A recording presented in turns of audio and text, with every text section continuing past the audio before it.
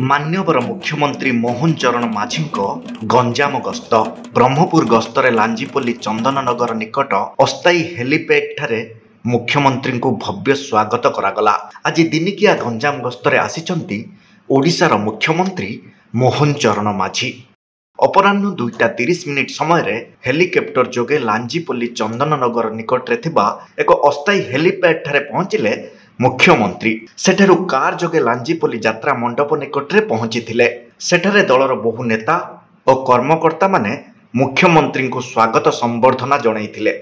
आज दिनिकिया गंजाम गस्तरे मुख्यमंत्री रहिथिबा बेले एहाकु दृष्टि रखी प्रशासन पक्षरु सुरक्षा व्यवस्था कड़ाकड़ी करा जाइथिला।